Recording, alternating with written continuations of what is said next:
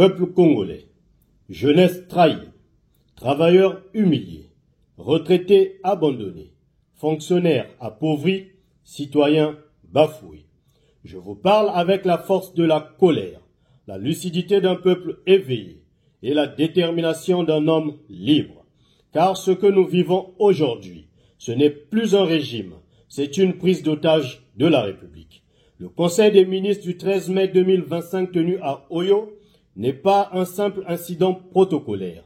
C'est la confirmation que notre pays est désormais gouverné depuis un village. Un village devenu capitale de la corruption, quartier général de la confiscation du pouvoir, laboratoire de la fraude électorale. Pendant qu'ils signent des contrats pétroliers dans le dos du peuple, nos enfants meurent faute de soins. Nos mères accouchent sur le ciment des dispensaires désertés. Nos jeunes fuient le pays désespérés. Et vous osez parler d'élections en 2026, mais élections de qui?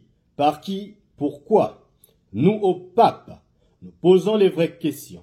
Qui a révisé le fichier électoral? Où est la biométrie? Pourquoi la force publique vote-t-elle en cachette? Pourquoi la diaspora est-elle exclue? Qui contrôle la commission électorale? Personne. Rien. Le silence, le mépris, le mensonge. Chers compatriotes, nous sommes en guerre. Pas une guerre d'armes, mais une guerre de manipulation, de mépris, de confiscation de notre avenir. Et aujourd'hui, le pouvoir vient de franchir une ligne rouge de plus, le 13 mai 2025, alors que nous exigeons depuis des mois une révision transparente du fichier électoral, la mise en œuvre de la biométrie, l'égalité entre tous les citoyens, y compris ceux de la diaspora, et l'interdiction de tout vote anticipé de la force publique. Le gouvernement fait la sourde oreille. Et que fait-il? Il envoie discrètement une mission dans les départements pour installer les sites informatiques d'un processus électoral qu'ils ont déjà décidé de truquer. Et cette mission est coordonnée par les mêmes noms, les mêmes visages, les mêmes serviteurs du système, complices d'un pouvoir à bout de souffle. Et Tumba Kunda, Ondongo Casimir, Kayum Medar, et Kibat Palel, Okolecho, et autres habitués des tripatouillages électoraux.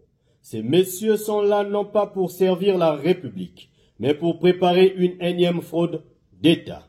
Leur mission n'est pas technique, elle est politique, illégale et antidémocratique.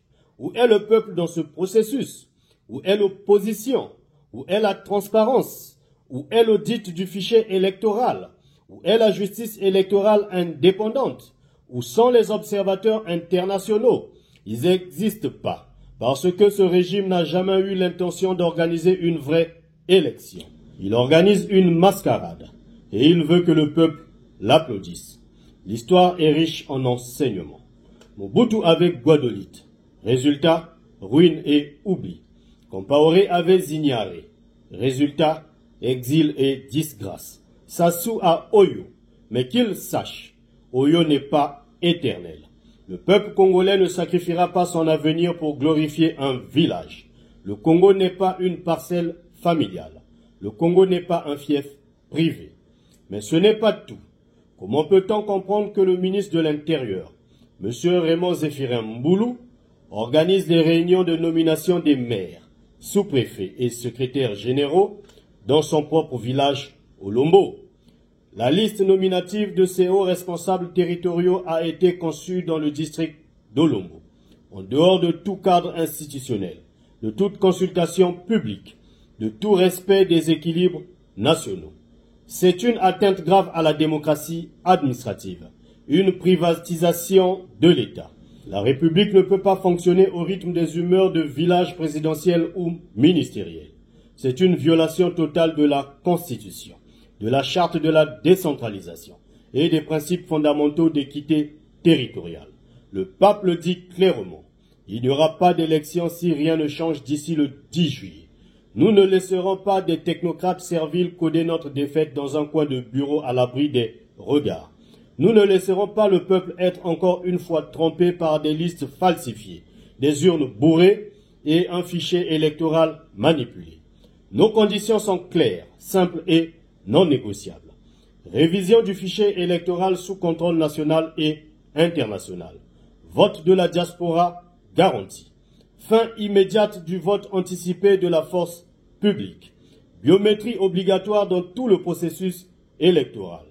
Commission électorale paritaire et indépendante. Suspension immédiate de toutes les missions électorales clandestines. Si d'ici le 10 juillet 2025 rien n'est fait, le peuple sortira. Les rues seront notre bulletin de vote. Les avenues seront notre tribunal populaire. Et ce régime devra faire face à la force d'un peuple debout. Nous n'avons plus peur. Nous n'avons plus rien à perdre. Nous sommes prêts à tout. Le 10 juillet est la date fixée pour le lancement d'une série d'actions pacifiques qui ne s'arrêtera qu'avec la victoire du peuple. Le pape n'est pas un spectateur. Il est le bras armé de la souveraineté populaire. Et ce bras se lèvera s'il le faut. Le Congo n'est pas une base électorale privée. Le Congo n'est pas un intranet réservé au clan d'Oyo. Le Congo appartient à ses enfants. Et ses enfants vont se lever. À l'opposition congolaise, sortez de votre silence. Le pays se noie. L'heure n'est plus à la diplomatie. L'heure est au courage. À la jeunesse congolaise, ne vous laissez plus endormir. Le changement ne viendra pas des bourreaux. Il viendra de vous. Au président de la République, vous êtes en train de préparer la fin d'un cycle, la fin d'un règne, la fin d'un abus. Et vous ne pourrez pas dire « je ne savais pas ». À bas les manipulations électorales, à bas les missions de fraude déguisées en informatique, à bas la République confisquée. Le 10 juillet, c'est notre date limite. Après, tout sera possible. Vive le Congo libre, vive la vérité, vive la révolution citoyenne. Le Congo ou la mort, nous vaincrons. Pour le Parti du peuple, Castelin Cédric Balou.